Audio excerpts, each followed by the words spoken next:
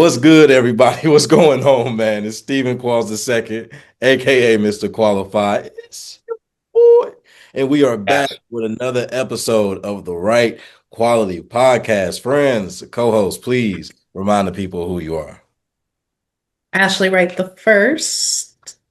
Got Not lying about PTO. it. I missed that. Let me turn up my volume. Caught up now. What's up? Back and better than ever. Back from where? Good brother? Where you No, been? back from a dark place. I was ill. I was not feeling good. Passed it on. Yeah, Really? yeah. That skating team. We were all on a bus, couple ways back and forth, one after another. It's that time of year, man. It's that season. I did A get lot Ari. of germs at the skating rink for sure. Ari swore it was allergies, but I was, I was impacted. I thought I was invincible too. Took some emergency a couple days in a row. Mm. I'm sure you did, man. But yeah, no, we are back for another episode, and there's a good amount to touch on. I feel like we're in a really good space in sports right now, at least with the two major leagues of the world. But we will start with the sport that we've been focusing on. Obviously, we've been paying attention to the NFL playoffs, and man, what a chaotic, crazy, and heartbreaking for some weekend. But yeah, let's talk the divisional round. We can start in the AFC. Yeah, I feel like we'll have a lot to say about the NFC. AFC. Do we want to start with Joshy first, or do we want to say we either talking about Josh or CJ first? So it don't really. Okay, well, we can start with Joshy. Okay, let's start with Joshy. Bills Broncos. Broncos come out on top. Josh Allen has a mediocre game at best. That's probably being polite. 5 turnovers. Mediocre? So it's not mediocre. It's worse. It's worse than that. Solidified worse than mediocre. I just never thought we'd use the word mediocre when it comes to Josh Allen.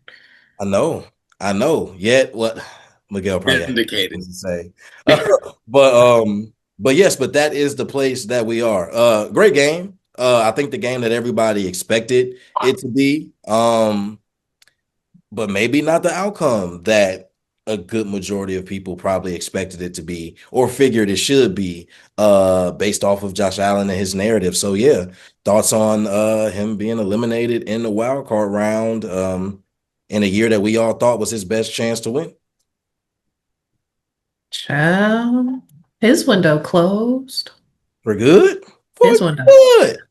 His window is closed. Ooh, Closed is so strong. Closed. How do you replace Sean McDermott? Who do you replace Sean McDermott with? In this coaching pool, who do you replace him with? Give me that. John Harbaugh. Gone. Gone. Gone. Welcome to the New York Football Giants, John. Welcome. Welcome. Robert Saleh didn't want to go, I guess. I don't know who you replace Sean McDermott with. Mike Tomlin. Not coaching in 2026. Yeah. He's been in the stands for his daughter's gymnastics meets. So, who do you replace him with? Your window is closed. Like, this was the best opportunity that you would have had. Again, no Mahomes, no Burrow, no Jackson. What do you do now? And I get it. Some people are saying, oh, this is one of the worst rosters that Josh has had. Da, da, da, da. He made it that far. And if Josh Allen is this savior that you all feel like Josh Allen is, he should have run the table with all of these other quarterbacks that are named in the AFC. With all of them being out, he should have run the table. That's your savior. He should have had a ball.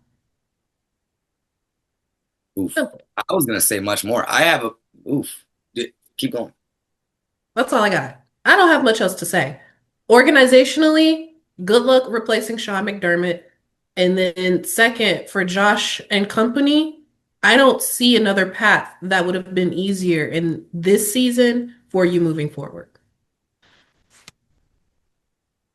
Damn. Sorry. You were like, I'm done. And you said, no, I had a little bit more. I did. I had a tinge more. I like Joshy Poo. I like Joshy Poo. Hey, now, as a, I wouldn't say perennial hater of Josh Allen. I wouldn't classify myself as such. Perennial strong. I wouldn't say perennial. Just occasional. Okay. Recreational Josh Allen, mild hater. For no good reason other than like that Lamar MVP that I thought he should have got. Yeah. They're calling it the DEI MVP, which I think. Did I call it that? Did I call it that? You did not. You can't take credit for that. I saw it elsewhere. However, hilarious. I digress. That is something you would say, but very much so.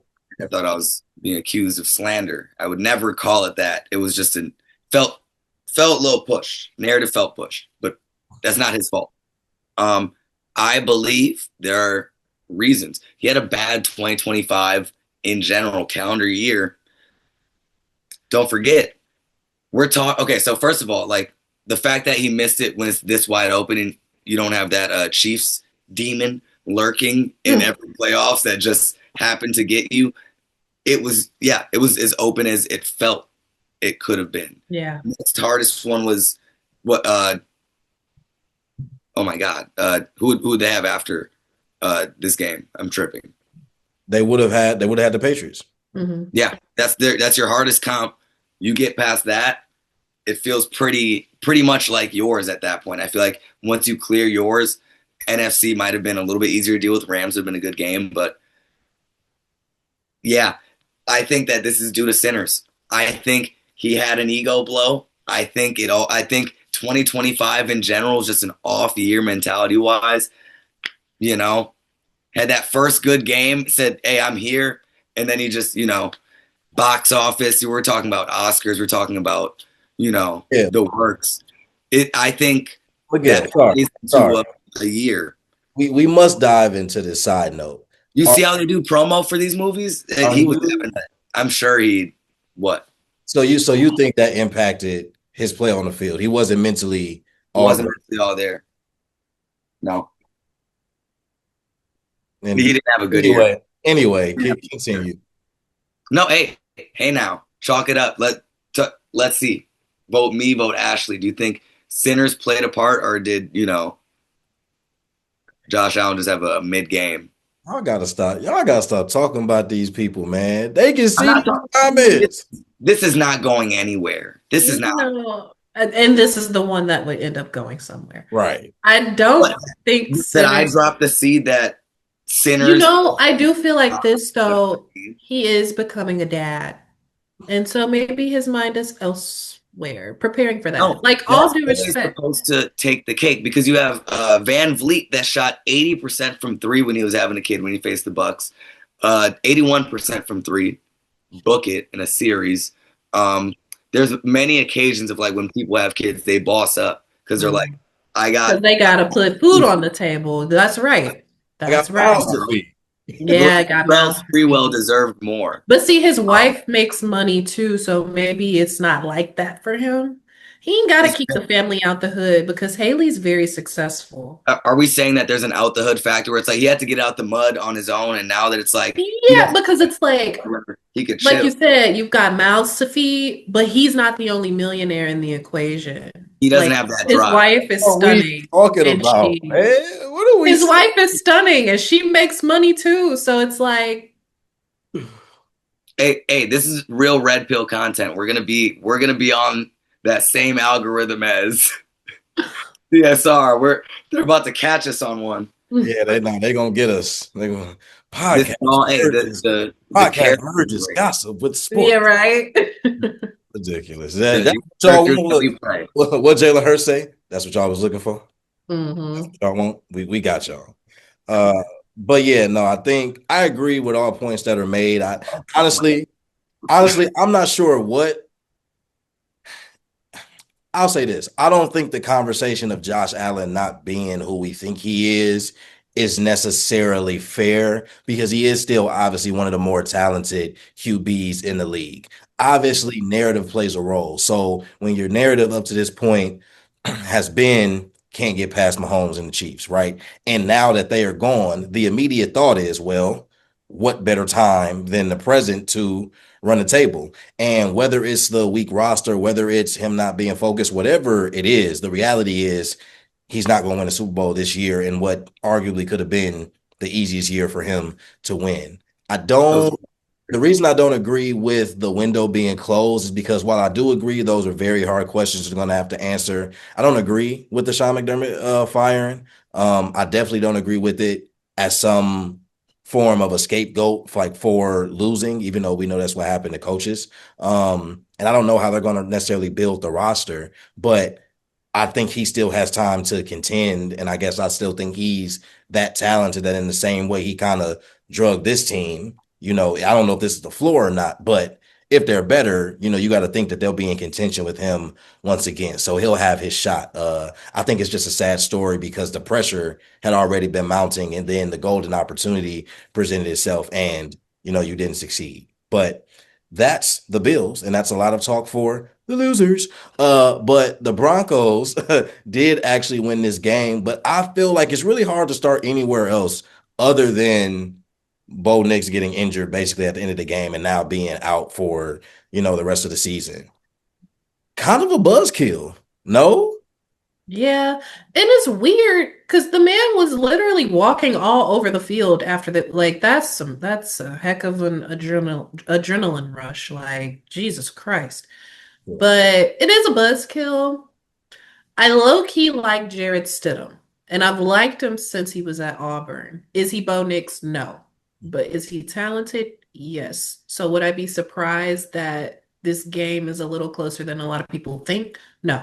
Especially because that defense is still the same defense. The offense is still a similar offense, just somebody else at the helm. But we've seen it with Nick Folks. As long as you have a decent quarterback and like you're still clicking on all cylinders, it can happen for you. And let me add this too. The Pats struggled a little bit against Houston. I know we'll get into it, but they do it again against this Broncos defense. Like I said, it could be, I'm not saying that the Broncos will win, but it'll be a really good game. For sure. I was going to say, do you think Buffalo has enough weapons that as long as you have somebody competent, under center, like they'll be fine? Or do you think that they're just a balanced enough team that if you have somebody who's the Broncos, yeah. If you have somebody who's competent enough to just keep the ship right, that the team is good enough overall to where they should be fine. I really do. Okay. Like Sean Payton, come on now. Well, yeah, I keep forgetting about that. Yeah. And I keep thinking about the offense doesn't feel super explosive, but it doesn't mean that they either one can't be or two that if you have somebody that can get the ball out to people, that players still can make plays. And I still think you can put a lot of money on that defense to put you in a great position in the game as they did against the Bills. So, I mean, I'm with you. I wouldn't be surprised at all if it's a really good game.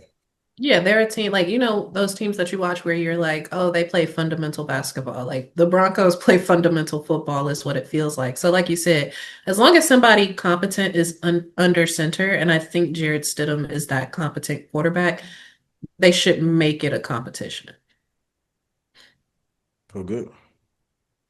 I think that was all said. Nothing to add. Right. Well, then we will move to the other game. Good Lord Jesus. The Texans and the Patriots. Now, when we last talked about CJ Stroud, I did not think that we would be revisiting this conversation as confused as we all probably are in regard to what we've been seeing throughout these playoffs, but also the larger conversation of what I feel like most people would agree with, the regression in his career since his rookie year. Terrible first half by the Texans.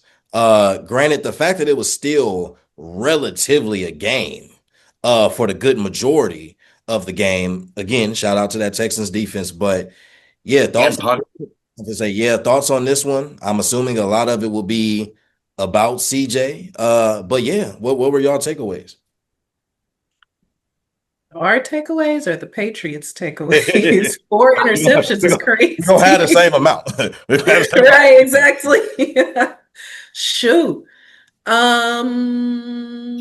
Gail, you posed a really good question in the chat earlier. How much is CJ versus the O line? This game, there's Right. decisions that could have been better, but I feel like, you know, losing your running back and having a lot of a passing game built into it, he's gonna play hero ball, it feels like. It just feels early to say that we're up on CJ Stroud in Houston in comparison to the landscape of quarterbacks that are out there now. That's just my take. I feel you because it's what, year three? Year three. Yes. That is Trend between downward has been strong. It's been the reverse Bryce Young. Like Good the point. trend is not trending where it should be, but I feel like great offenses start there. but Bryce got benched year two He for did. Andy Dalton. Yes. So sorry, Ashley, before you There you go. go into that original question. I remember when we had Josh on a little while ago, and we were talking about the development of young QBs specifically and how you are supposed to have some time allotted for that adjustment. Everybody won't come in and make that leap year one to year two, like we've seen some quarterbacks do. And sometimes that leap doesn't happen in year three either. And then sometimes you can come in super hot and naturally regress just because it's really hard to sustain a certain level of play, especially as you're learning and as the league is getting adjusted to you. But seeing that we've seen 3 years of CJ, I agree, Gail. I think saying that you're out on him in Houston or pushing the panic button to say that he has to go, that's a really strong reaction and an overreaction. But I do think the idea of questioning whether a change could be made, I don't think is necessarily far-fetched. And it doesn't mean that you get him out by any means, but it does mean if there was another quarterback that you potentially felt a little bit more confident, not saying this is the case, but you think of quarterbacks that might be on the move. Ironically enough, I don't think I would take either of these quarterbacks over CJ. They all kind of deal with the same thing, but Kyler could be on the move, right? Tua could be on the move. Again, I don't think those are quarterbacks that Houston will want or that may necessarily fit. But if there was a quarterback out there that fit the bill, I also wouldn't be surprised if Houston was considering, well, if we really feel like our defense is really good and we need a quarterback that can get us there, sometimes you decide to give up on one quarterback to go get another. And the only example I can think of, and it's a little bit different, but Chicago had Justin Fields, right? And a lot of people thought that if you just gave him more time, gave him more stability, he would be fine. But then they get the number one pick, and you're like, well, do you keep Justin Fields or do you draft Caleb Williams? You draft Caleb Williams. And obviously that was the right decision. So I'm saying in terms of it being too early, depends on the context you're looking at it from, but I wouldn't be surprised if there were questions and if there was an opportunity to answer them and that meant replacing him, it wouldn't necessarily surprise me because I think 3 years and especially regression in two of those three leaves room for that to be more of a debate than Yeah. one would like it to. That's a beautiful point. However, I am very intrigued by Kyler Murray in Houston. Right when he said that, I was like, That's seems like a fire. video game. You think Yeah, it could? Y'all like that? I didn't know because I I feel like like that. they're all kind of the same prototype of quarterback. No, kind of, sort of, a little bit Kyler is a little more electrifying with the legs. athletic. Yes, so Yeah, electrifying in that regard. I'll give you that. yeah, yeah, I'll give yeah. you that. So Yeah, I think he adds an extra element that makes them very intriguing. yeah, and I With the right quarterback, the Texans have a Super Bowl defense. agreed. They really do. So, I mean, yeah, I get what y'all are saying. If they have an opportunity, I don't think this is the draft where you have like that quarterback where it's like, oh, No, like we're going to draft this guy. But I'm very intrigued by Kyler Murray because it's like if you have the option to be able to get someone like him, I think you go for it. And maybe you make a situation out of it like the Panthers did with Baker Mayfield and Sam Darnold that year. Man, if I'm able to have both of them, I'm gonna have them split time. I'm gonna have you Could do work that. out what we were just talking. Sean Payton had Taysom Hill and Yeah. Drew Brees. Like Malik Willis and Jordan Love at certain points. Whenever J Love got hurt, there's a change of pace. I don't know. Like Oh, Malik is definitely probably on the move. Yeah, he's probably gonna sign somewhere. loud. Let's be quiet. I forgot. We don't other names Tom. on the Tom. move.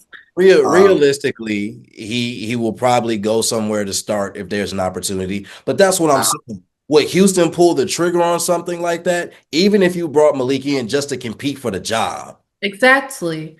Like, You but just light a fire under CJ. It doesn't even have to be a for sure, oh, we're bringing this guy in, he's going to take CJ's spot. No, just make him compete. yeah, that's fair. And because again, I think we could all agree that nobody feels like it is too early to give up on CJ. So it might just be needing that fire. It might just be a reset. Whatever happened this year, whatever it was, maybe he just needs to put it in the past and go about his business. It's still only year 4, so still very, very early for him. But yeah, And well, that to me is the only difference between his rookie season versus now is the fact that obviously in your rookie season you have something to prove. Maybe there's some type of comfort level that he has. Like there was a reporter that asked him, "Should you have taken yourself out of the game?" And his response was, "No, I wouldn't do that, and I don't think my coaches would either." You sh Your coaches wouldn't? I mean, if they Uh, had somebody they felt was serviceable, I'm sure they would. And yeah, I granted, don't I guess they know. did have a backup who they could have played at any point in the game, but clearly, they like CJ's their guy, so they roll with him. But I don't know, it could very well be a complacent thing, even though if I was CJ and I was just looking at my conference, I could never be complacent knowing I'm at bare minimum maybe making the top 10 of my Same, conference. Like, you know what I'm same. saying? So like there would be no reason for me to be complacent as CJ, but I digress. He got the whole offseason to think about it. Exactly. Tommy Townsend, get them in that game.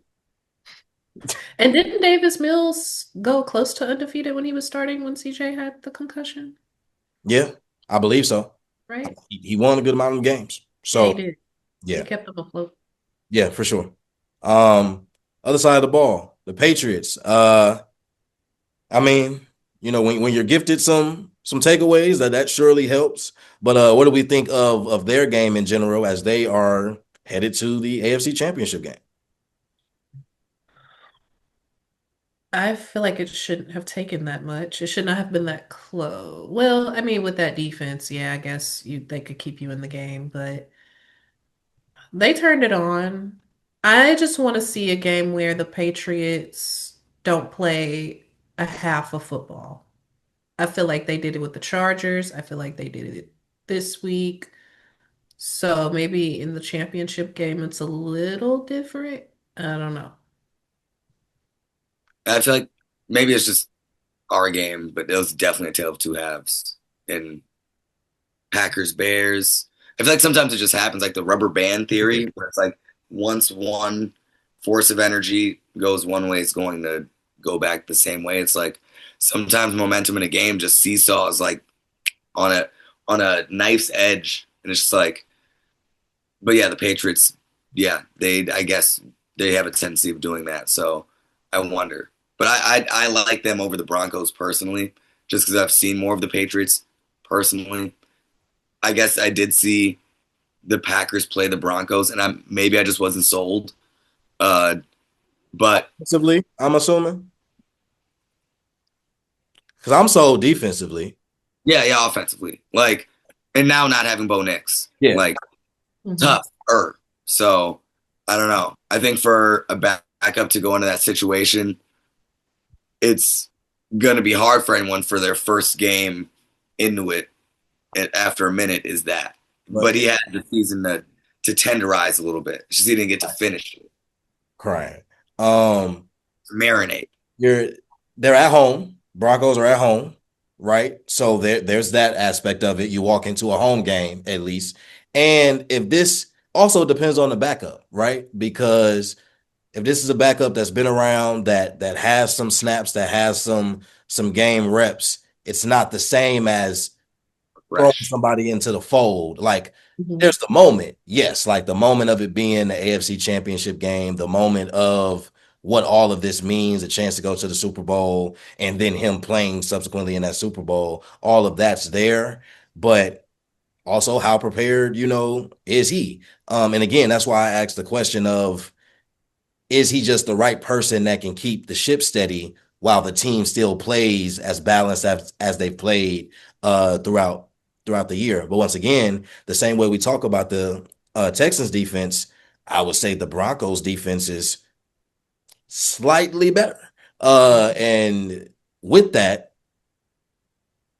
if you have a competent quarterback, that defense is going to keep you in games and always give you a fighting chance. And as long as the offense can stay steady and produce when needed and come up with maybe just enough big plays or just enough explosive moments to keep the momentum in your favor, you're good. So, he has experience. He did start for the Raiders. Yes. Throughout He one did of have a the year where he started some games or something like that. So we move into that championship game, and you got Denver versus New England. You already said you like the Patriots, Gail. Ashley, who do you like? I'm gonna go New England because I think they're gonna dial up the pressure on the backup queue. Same as what I said.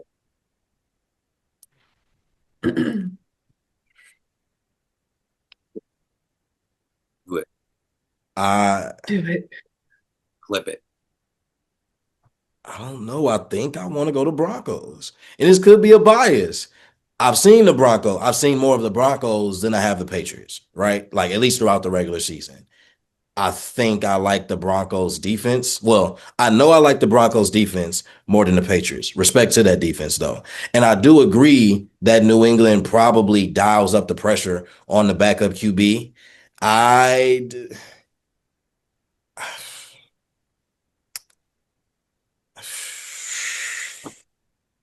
I'm going to go Broncos because I think the defense wins you the game. Drake May could easily prove me wrong and show me in this game just how much having your quarterback, your guy, matters. And But my pick is the Broncos. My pick is the Broncos. Between him and Stafford for MVP. So that's also partially why I do want to see that as a Super Bowl matchup. Just because then, even though all the votes are decided, you can just lay that out. But yeah, maybe not this year. My pick is my pick. Going with the Broncos. Moving to the NFC. I don't think there's much to say about the Seahawks versus I mean, they showed up and they tried, but they couldn't avoid that BTA. They could not do it. Yeah, street lights were on. They didn't make it into the house. Yeah. Mommy was waiting. Yeesh. Ouch. Ouch. That's all I can say is ouch. Now we need to give Brock Purdy the same energy because, sir, look, I know we liked Brock Purdy. Ooh.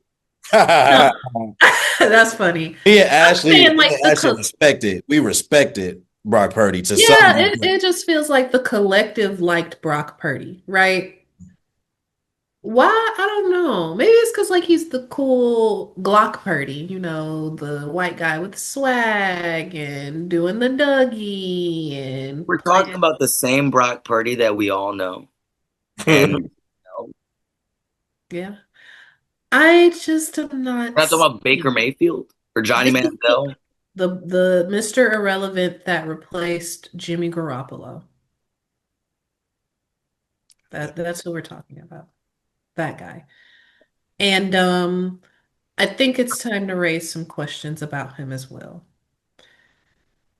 I do. What are the questions? Is he the guy? I've never really been sold on him as. Exactly. And it's time to just start shaking some stuff up. Let's just be realistic. I know people are feeling like, oh, once somebody loses, it doesn't, you don't have to hit the panic button. No, I wouldn't Brock is say. one of those guys. Yeah, I don't think when you talk about like when guys lose, no, I'm not like this isn't Brock Purdy's first loss. He isn't Mhm, like when CJ lost in his first year, nobody hit the panic button. When mhm, Jaden lost in the conference championship in his rookie year, nobody said nothing. So it's not when a guy loses, but it's the narrative. Brock, like the 49ers had themselves a little, they was trying to make themselves into a dynasty. They definitely had one of the best rosters in the league for a good period of time and wasn't able to get over that hump. Made some Super Bowls, I believe two, lost both, right? So like they had their chances, they've had their window. So I think it's very fair to say you can cut your losses without it being disrespectful to the quarterback necessarily. Like this isn't a question of is the quarterback good? Your time in this situation is just up. I think that's perfectly fine. I think those two things can be true, but that's not typically the way that most fans or bots, as some of them more so mhm. are. That's not how they really see it, but I digress. Yeah, because it's not a lot of times that I agree with the one Cam Newton. However, he hit the nail on the head when he mentioned game managers. There are a lot of game managers out there, a lot. And I think Mr. Glock is one of them. Yeah, you're gone. I can hand the ball off and pass the ball to Christian McCaffrey just like every other man. Yep. Yep. That's Personally, Give Miguel the job. personally, I don't want to get a concussion, but just know you put me on the field, I know nothing about zone coverage. I can just, I'm just gonna go out there, vibe it up. all vibes. Vibe it up. I'm gonna see. I'm gonna be like, hey, I'm gonna need blocking on this side. he, he's definitely, yeah. I'm gonna figure it out as we go. I'll get not too high on that quarterback quiz. I've taken that quiz a couple times when I've played Madden. So I'm we cool. got Madden '06. I was prodigy. But Uh, yeah, what were we talking about? Bears. yes. Bears. Were we talking about I mean, I feel like the Seahawks should be mentioned a little bit. I Oh, mean, oh yeah, wait. we know they put BTA, but I think they still are worth referencing and mentioning in some capacity. Okay, sorry. Um, but no, I mean, the Niners were outmatched. Obviously, they were Yeah. down a lot of players due to injuries. Seahawks did exactly, what they were supposed to do, took care of home field advantage, mighty convincingly, obviously. But as we were talking about quarterbacks, uh, do we still feel like we need to see the prove it game from Sam Darnold? No, it's So been a you're proven season. sold. You're sold already. Because I don't I was. I think this was a collective effort the way they put BTA in the Niners in this particular game. Oh, for sure. I don't think that was Sammy. Like that But Sammy just killing them. honestly, Steve, he has such a loaded roster. I don't think he'll ever have a game where he has to take it over. That's what I'm saying. I need Ever. to see it though. I need to see. Ever. I don't think he ever will have a game where Sam Darnold has to put the team on his back. I don't think he's even that type of quarterback. So you think he's a system QB? He is a system QB. I don't think he had to be that guy in Minnesota. Um, I was sold when he was in Minnesota. I just feel like the Rams defense did what the Rams defense does, and that's exposed the opposite QB. Like for me, the season that he had in Minnesota, just look at the way Minnesota's playing now. It's virtually the same roster. Sam Darnold is gone though. And look at what's going on. So I do feel like I'm sold on Sam, but it doesn't have to just be him that plays well. He's just one of those guys that as long as you, like you said, have a competent QB, you're good. Are we using system player as a sign of disrespect? And No, using it I as think game manager is more of a disrespect. I think Sam makes proper decisions. I really do. I can understand that, and I can get with that as a I do think down talker of Sam Darnold. I wouldn't say hater, down talker. Um, Down talker. so. I do think while I agree there's a distinction and one is worse than the other in comparison, I do think they're relatively synonymous when they're used to critique players. Like if you call a player a game manager, and if you call a player, like if you call a quarterback a game manager and a system QB, in essence, you're saying the same thing, which doesn't inherently have to be bad because having somebody who can manage the game is great. It's just even better when that game manager is elite and can audible and still manage the game versus being able to manage the game in a way that's more so been set up for you. And if you have to go off your own too, the same confidence isn't necessarily there if you got to go away from the game plan.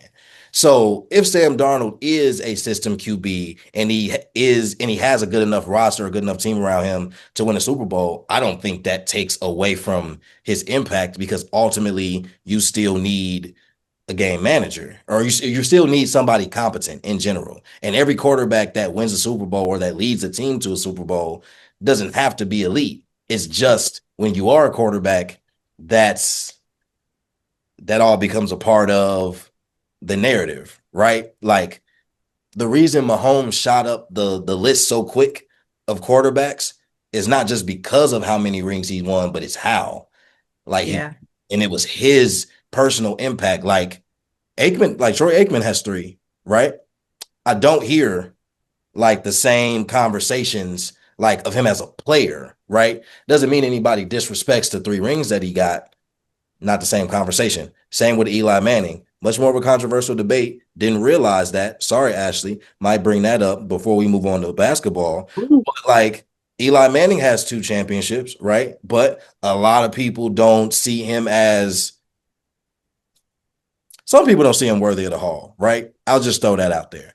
But like, there's a lot of people that when you had a discussion, Eli isn't considered top anything, even though you could argue he got both his rings in blood or took rings from the GOAT of football. So, like, my point in regard to those quarterbacks and with Sam Darnold is I guess we don't need that prove it game from him. I think some people want to see it. Like, if that's how you critique players, like you want to see What? the prove it game. What do you gotta see? Him dive for the pylon to win the game? Like, I gotta what's the proof it I just game? want to see I want to see his imprint. Like I want to see a situation where like he has to he has to get the ball there. Like he has to make that throw. He has to lead that drive. Like I need to see it being like without Darnold this doesn't happen. I'm not saying that he becomes a player that he's not.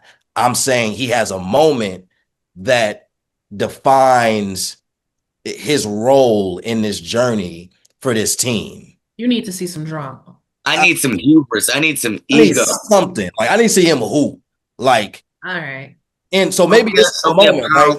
Like he marching the team down the field and he putting that ball where it needs to be. Okay. Okay. So, Like Sammy D. but So less of Jackson making a great catch, more of Sam making a great throw. yes, yes. Person. But I feel like he'll have the opportunity because of his opponent in the NFC Championship game, which will be one Matthew Stafford, because the Rams did beat the Bears. They did the Lord's work. I'm gonna save y'all Bears fans for the rest of it. I digress. But we're all together in Cancun now. But no, Rams beat the Bears. Great game. Honestly, could have went either way. Thought it was gonna go the other way for a minute. But yeah, man, takeaways from this one. This was a thriller. It'd probably be tough because Broncos Bills was a really good game too. But I want to say this might have been the best game of the weekend to me. I would say so. Like the throw to get it into overtime. What You turned a 14-yard play into a 50-yard play. one of the Gee, greatest plays, followed by one of also. Shoot, don't kill me, Bears fans. bless you. Thank you. I think they're cursing me. See, I told you I was sick. Oh my goodness. One of the greatest throws in NFL history, followed by one of the more questionable ones for the moment from Caleb, where I'm like, About the pick?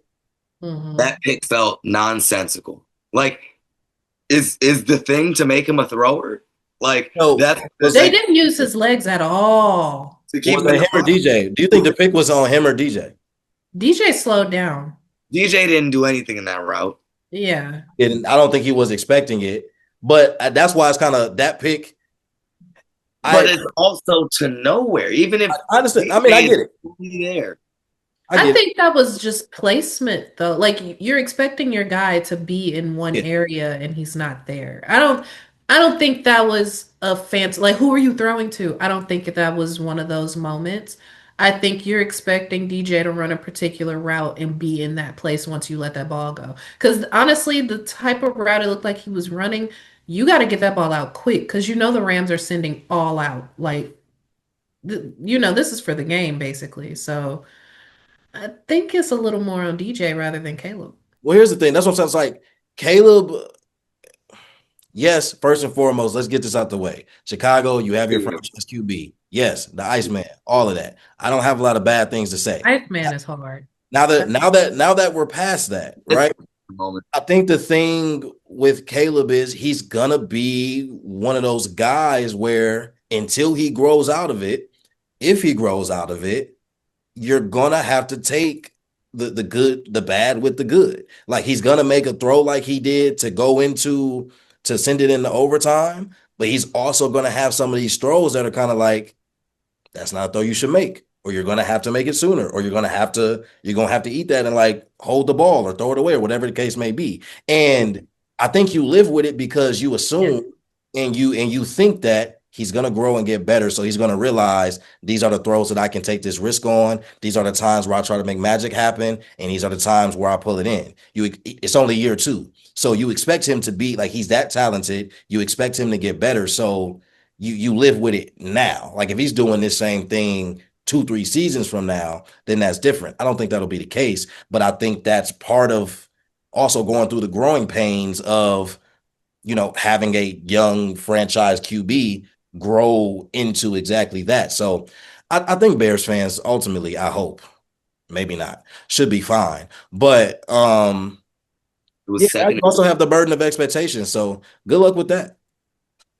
I 100% agree. I'd rather a quarterback that will make those gutsy throws than one that's trying to remain perfect because it takes those gutsy throws sometimes down the sideline or in the middle to win a game. Like the throw to Cole Kmet was gutsy. He literally threw it up there. Like, come on, this is for all the marbles. So you have to have that type of mentality at some point. And yeah, you got your franchise QB.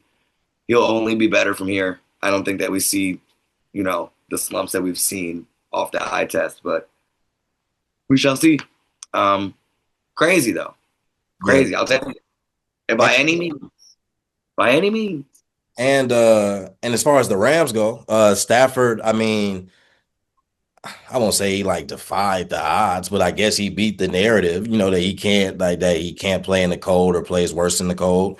Also, again, this Rams offense narrative. Sorry. Yeah, stupid narrative. But this Rams offense, Puka, ridiculous, a dog. Devontae, shout out, you'll always be a Packer. But his catch in OT, if I'm not mistaken, crazy grab. But the Rams showed up and did exactly what they need to do. And in a weird way, I definitely want it for Devontae. For sure. I definitely would love to see him get his ring. But I'm also thinking about what this would mean for Stafford if he was able to ride this out and get all the way to the finish line, which is why I think the championship game, especially in the NFC, just has so much to it because obviously it's a different narrative and it means something different for both quarterbacks to get there, let alone potentially win. But I think even with that being a divisional matchup, I think it'll say a lot who comes out that game and how they decide to show up to that game too. But no, Rams played a hell of a game. Rams Bears was a hell of a game, and outside of things just being super chaotic and wonky, I mean, it's playoff football. So what else do you expect? But picks for Seahawks Rams in the NFC Championship game. Oh, the 12th man makes a difference in Seattle. It does.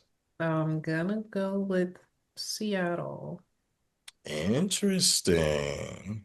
with a grain, and I do mean a grain of salt. Gail. As a non-truster of Sam Darnold, I gotta stick with the narrative. I think the Rams take it.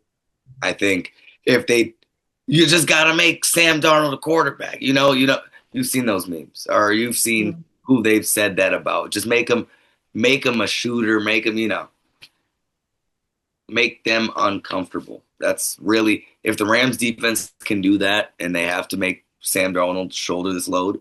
Personally, that's my game plan. If you could hear me, LA, I don't know how you do that. Scheme it up. But I think that's the way. And I want to see an LA versus Patriots battle just for the full sake of MVP talk narrative. Also, I'm a narrative guy, as you can tell. So that's really it. You know what? Before my pick, I will say this. I do feel like I would want to see one or the other. I feel like I would either want to see Broncos Broncos. Seahawks or I would want to see Rams Patriots.